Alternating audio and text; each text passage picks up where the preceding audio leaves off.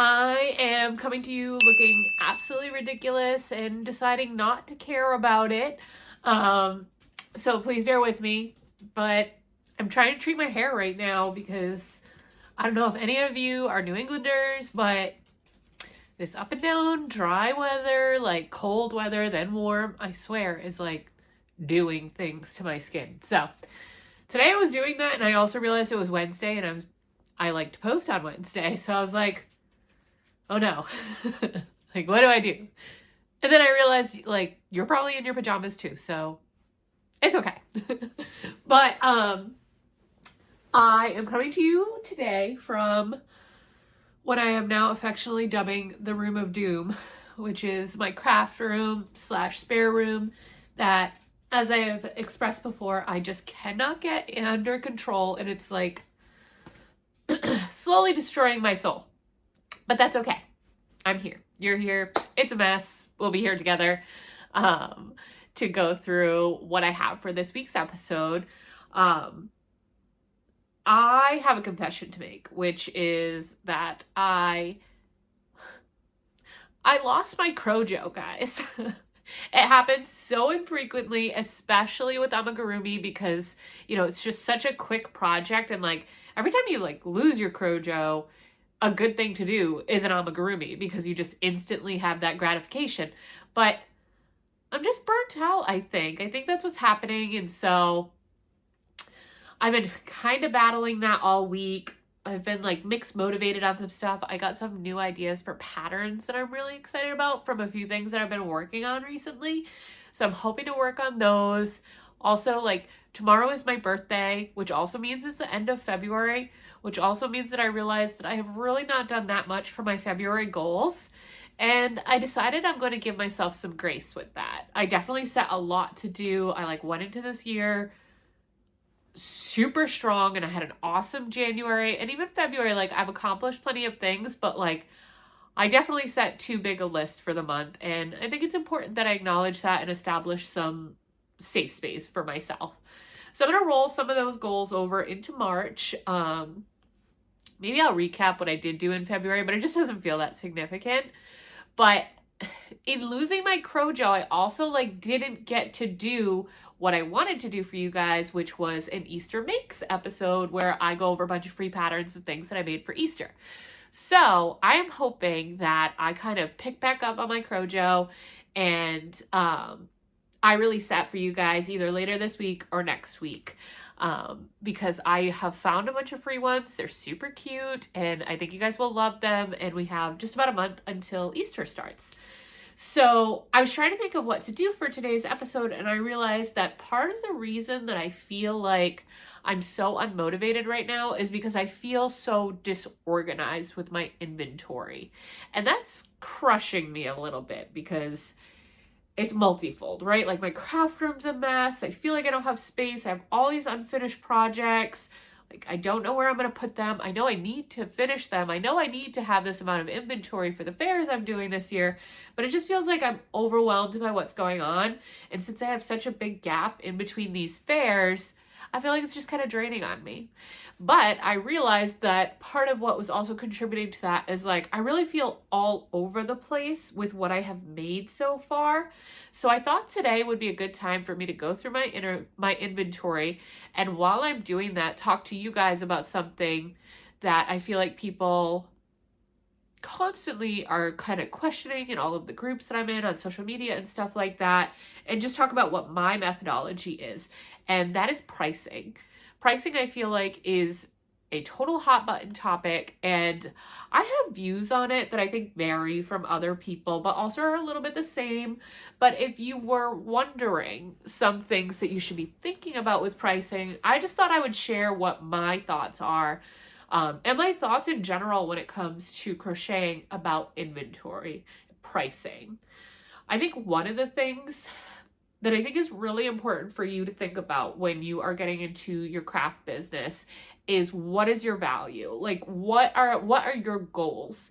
If you are someone who is going to be crafting and pricing so that you can, like me, kind of just support your side hobby that you have here, where you're just like, okay, I'm doing what I love, but I have a ton of inventory. I can't gift and donate and like do everything. And also I'm spending a ton of money on yarn. Like, how do I make that back?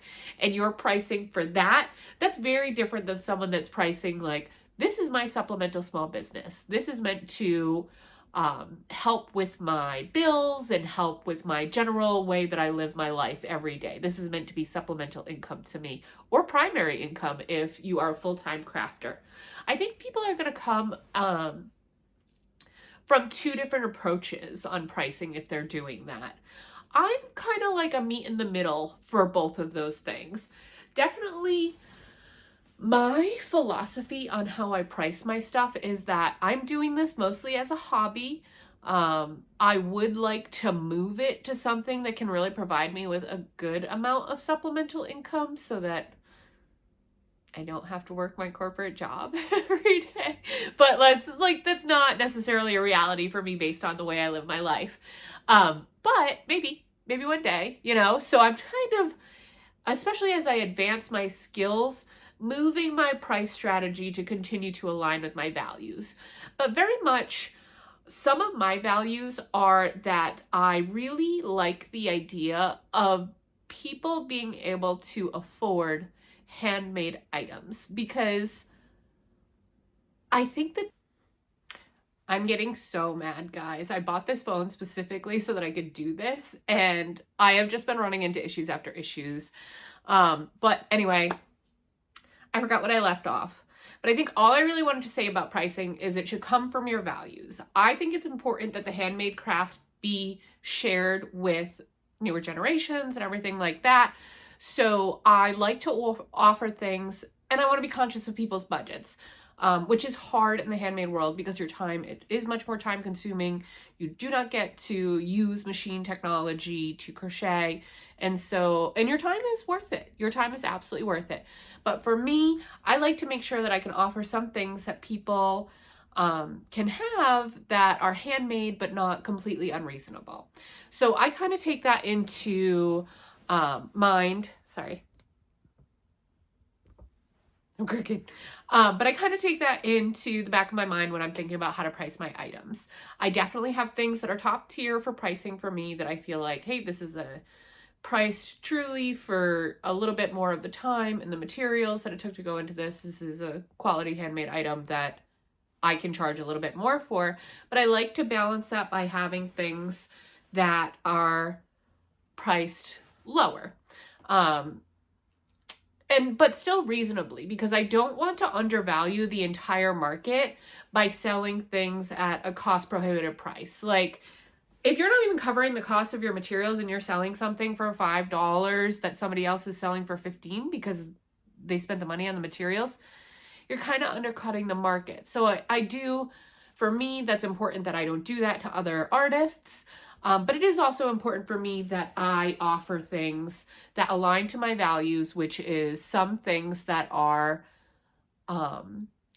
able to be bought by people for less than $20, $5 to $20.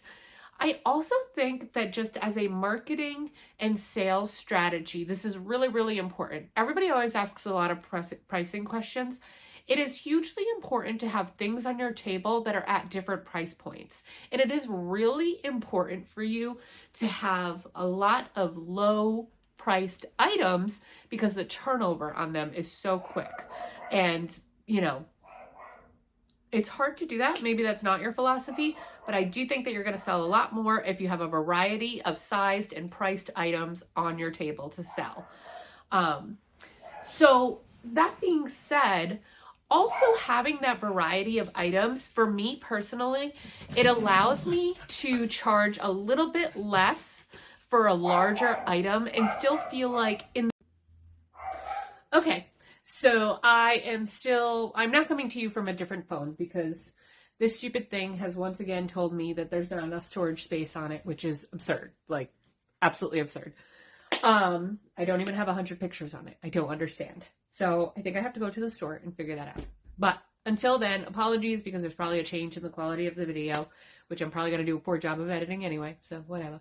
But, So as I was saying, what I feel like is that by having this kind of large amount of variety of prices to my items and a larger amount of items, I'm actually able to reduce the cost a little bit on a higher priced item and charge a little bit more for a lower priced item.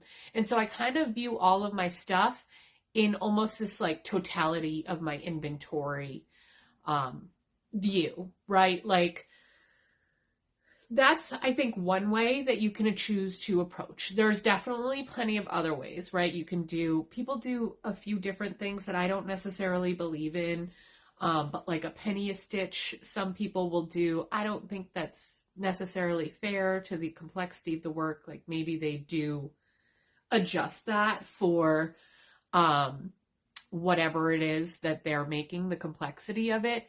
But number one, that makes me have to keep track of a lot more aspects of it.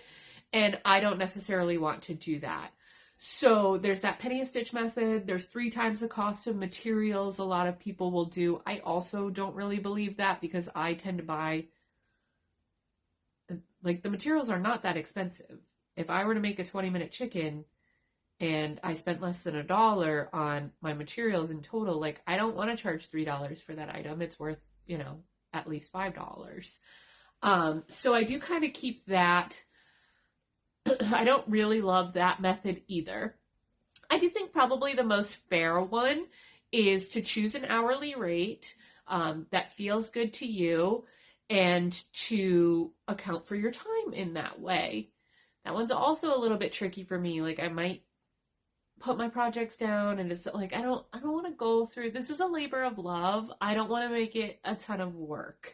But that's just me, but those are kind of different methods that people do use for their pricing. And it's certainly something that you can do. And I know there's like pricing calculators out there. I know Cameron's Cute Creations sells one that's actually has a lot of different factors to it that I've had some interest in it for sure, because I think there's a lot of lost costs that you don't think about, like inventory tags and like your eyes and stuff like that, like accounting for those type of things. But I really do kind of guesstimate on my prices and just make sure that they align with my values, they align with my overall booth offering that I want to have, and that they promise me some return on my markets. So that is a lot of where I come from on my pricing.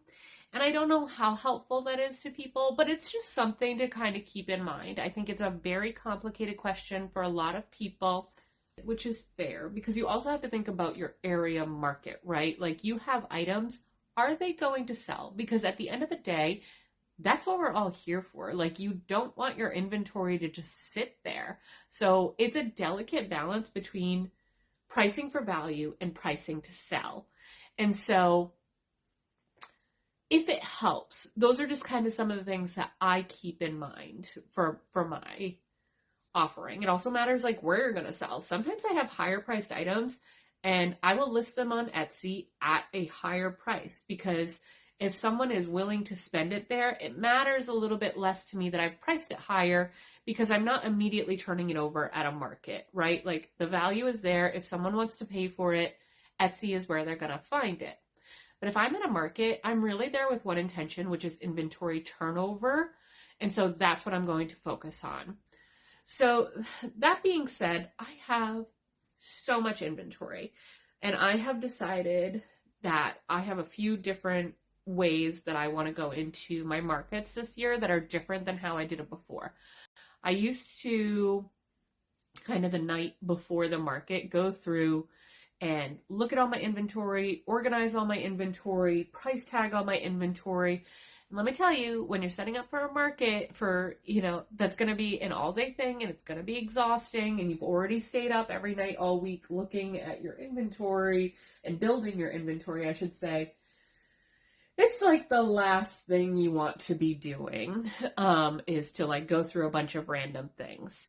So I have decided that I'm going to organize my inventory. I have started using large totes for my inventory. They're actually I didn't realize how good that was for a storage method, because you can really fit a lot in these totes as far as your inventory, and it really gets them out of the way. It kind of, for me, aesthetically looks neat, which I like.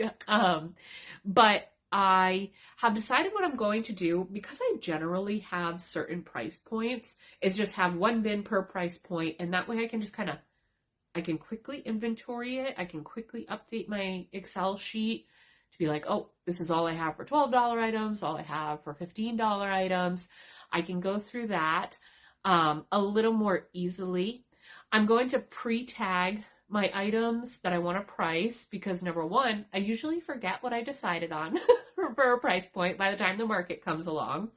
And number two is that's time consuming, and I would rather just like have it done, and like maybe I have to fix up one or two things day of the market or night before the market. So I have these bins. I have a general idea of the price points that I stick with, and so I'm going to go through and kind of sort and organize that. Okay, I'm back because I have just really made a giant mess. And that's all that's happened. Is I opened up like 2 bins worth of inventory and made a huge mess. But that's the story of my life these days. But I figured I would talk to you guys about a few things because I did not mention them. And that's the importance of, well, I mentioned them kind of, but excuse me. But the importance of the price range stuff, right?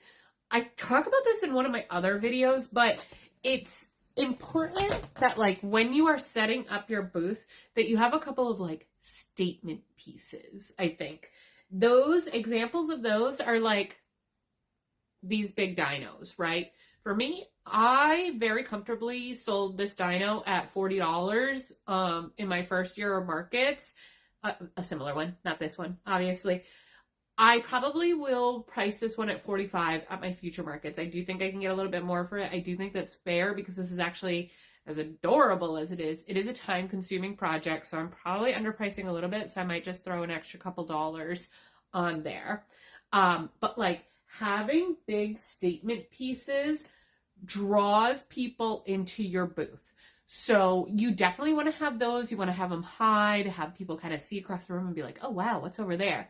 Those work. So it's important that you do that and that you have a range of prices, right? This duck actually, the mallard, I might actually go in and fix his face a little bit. I'm not like in love with it, even though this was the pattern recommendation. Like something about it is just not quite cute enough for me. But he's huge, right? Like look at him. He is a very huggable duck. I am pricing him at $60 right now. I might bring that down a little bit, but not much, because I did use the Parfait Jumbo and it did take a lot of yarn and a lot of stuffing to make him. So it does feel pretty reasonable that he's at 60, but I do want to cute him up a little bit if I'm going to be charging. Like I can do the things that are in my control, like make him a little more detailed and stuff like that. But he's so soft and so huggable. But having statement pieces is absolutely really important, and I wanted to mention that when you are pricing. And it is okay to price those 2 ways. Number one, for the value, like your time and your materials. Like don't bargain on those things. That's important, because sometimes it's okay because you want statement pieces to stick around for a little bit. You know, they're the thing that draws your customers in. The other part is sometimes you love something so much that you price it not to sell.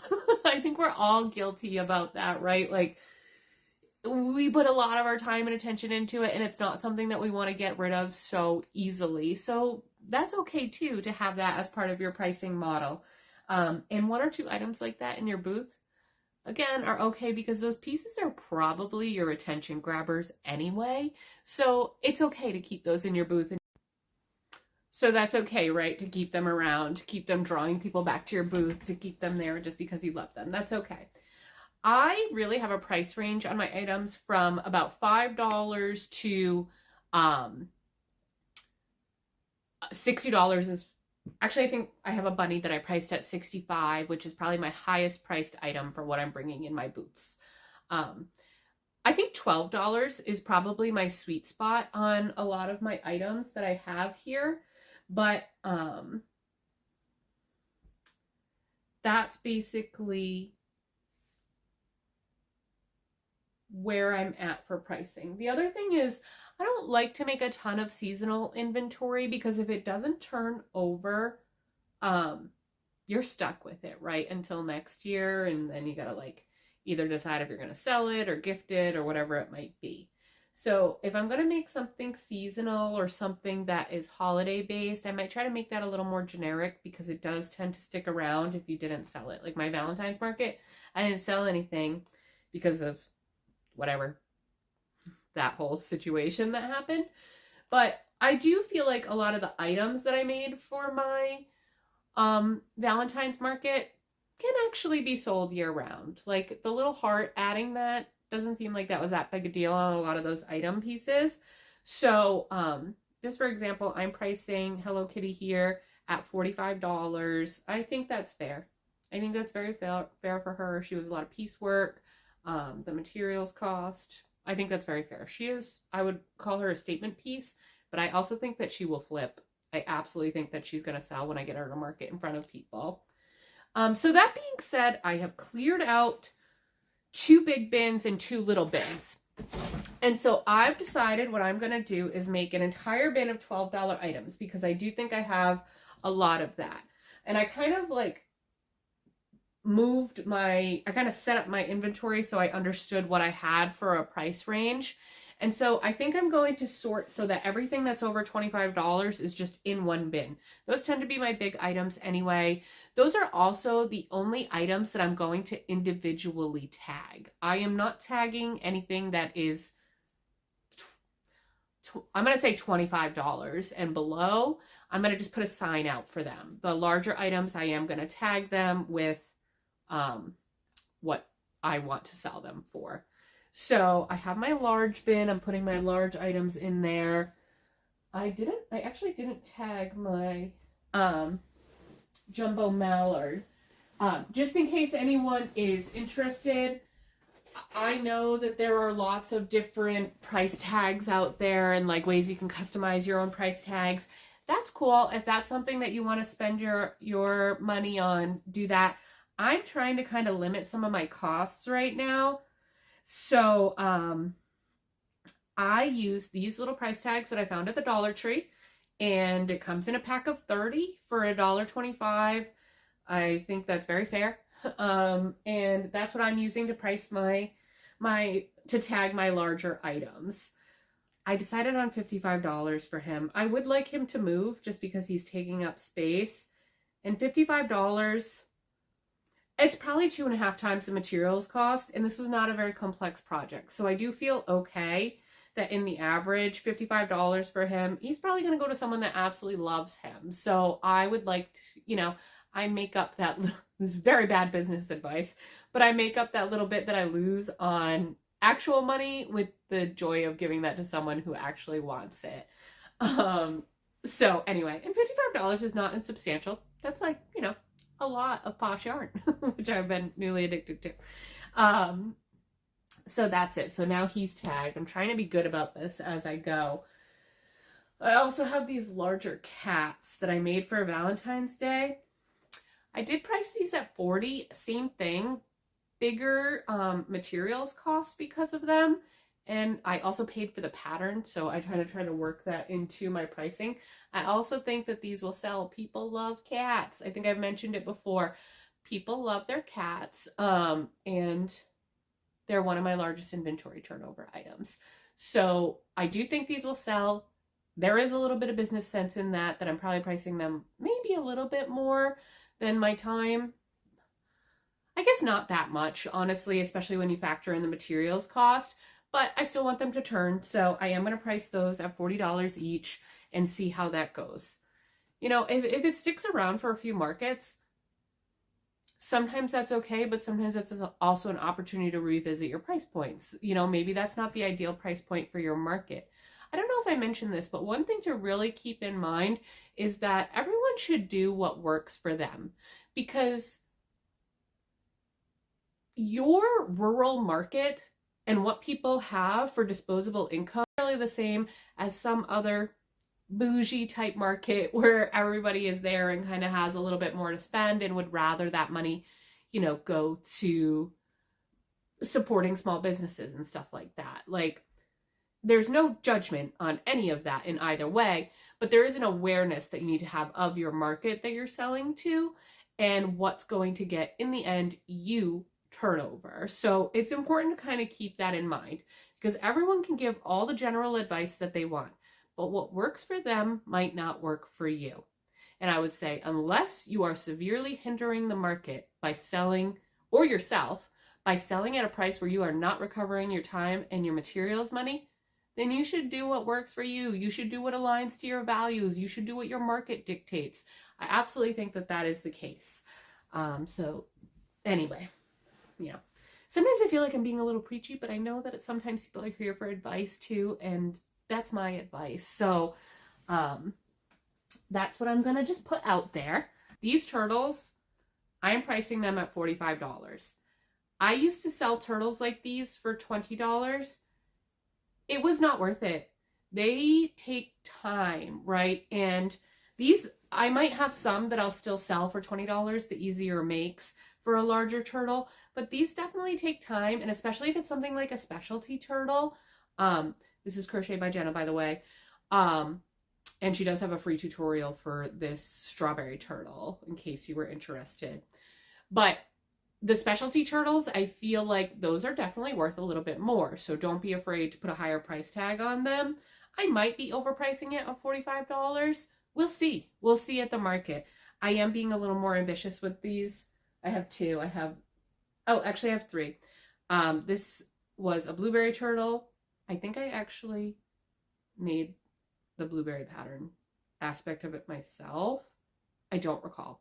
But anyway, strawberry and blueberry turtles, both priced at $45 a piece. Because I also have plenty of other low price point turtles. So if they desperately want a lower price turtle, then they can get it. I made a bee turtle. He's pretty cute. Axolotls, I'm pricing at $35 a piece because these little fingers that go on the outside of their head, phalanges, whatever you want to call them, those were a pain. These were also a Valentine's Day make, but like I feel like these are okay to sell year round. So I'm going to do that. But I have these two. I'm pricing them at $35 each. I do still feel like that's reasonable. This was a lot of piece work. And so that's what I'm going to sell them, or I'm going to try to sell them at. You can always adjust anything. Okay. So other things I want to put all my keychains together. I feel like that is a good organized way to go about that. I might also put my bag clips in here, even though they are different price points. I am pricing any keychain sized item. I've told you all my views about keychains, which is sometimes they're too big. So I like a good small, less than handheld size keychain. All those are $5. Sorry, our angles are all over the place. And I'm going to put all of those items in there together. Partially, I'm going through these ones just because I need a little more space on my working area over here. I think the other big thing that will get a lot out of my way is my $12 item inventory. Like I said, I feel like that's my sweet spot.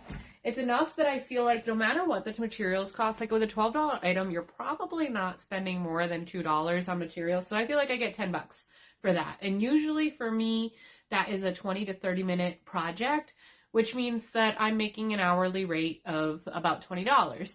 That definitely averages out when I price my larger things. Like if I had a 4.5 hour dinosaur and I'm selling it for $10 an hour, not including the materials cost, it definitely makes me feel a little bit more comfortable with where I'm at per price point. So as y'all know, my squids are a $12 price point. I should have 10 of those.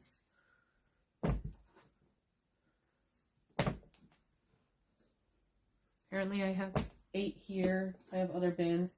I also am putting my berry blueberries in These are my pattern. You guys know I've talked about it. One thing I didn't mention about my patterns, if you're here and you're wondering, my patterns are no-sew. I hate to sew, so they're definitely no-sew. Tomorrow is the last day of that sale that I am running. Thank you so much to everyone that has bought my pattern. I hope it's been you know, joyful for you to make those. I've received some positive feedback, so I really appreciate that. And I was so wild today. Someone started following me on Instagram, and I swear their profile picture is Barry.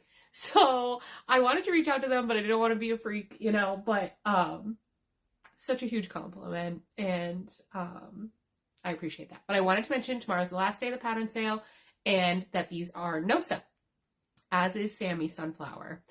So I have those. I do have a recommended $15 to $20 selling point for Berry, because I do feel like that's the actual value of Berry for sure. But as I put them out to market, I am going to go a little bit lower just to see if they fly off the shelf. Then I know, just raise the price a little bit. If they fail to move, then I know maybe I'm a little high.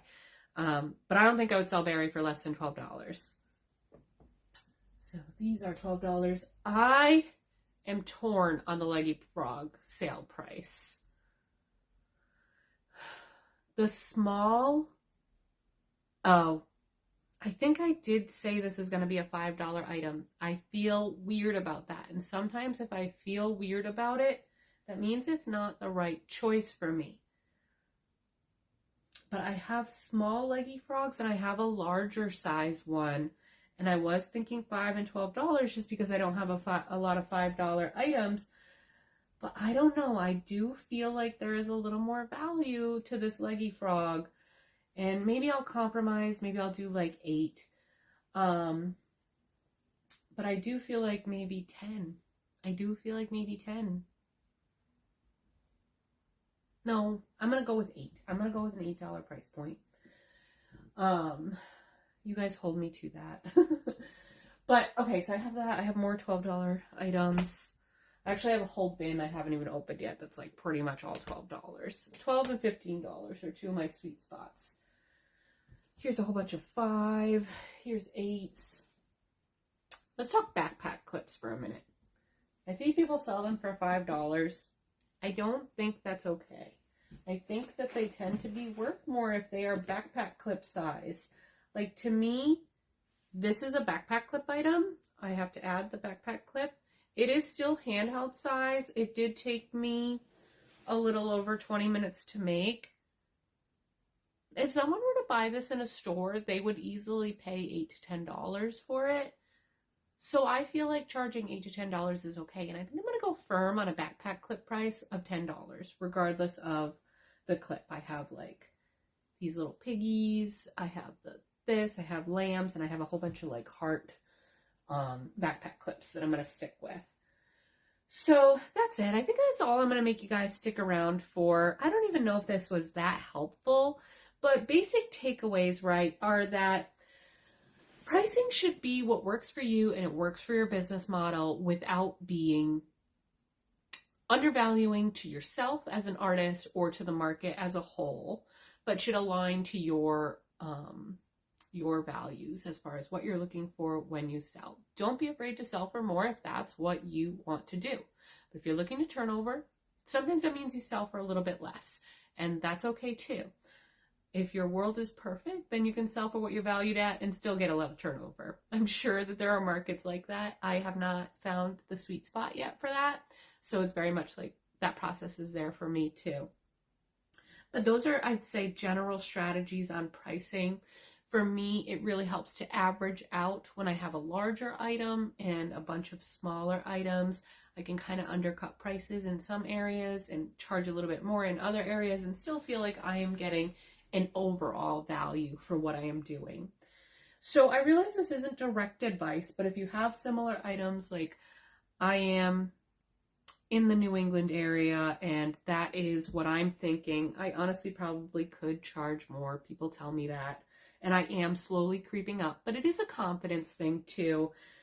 Especially my skills are still developing and I'm okay with that. And sometimes I will charge a little bit less because I feel like, you know, like that maybe wasn't some of my best work, but it's still good enough to sell for sure. But like, felt a little newer for me. So that's it. That's the takeaways I've got. I forgot to say, as always, that I am Ashley of AshleysAmis. Yeah, I'm really hoping to bring you guys a good Easter video, a little more structured, like some of my earlier videos were.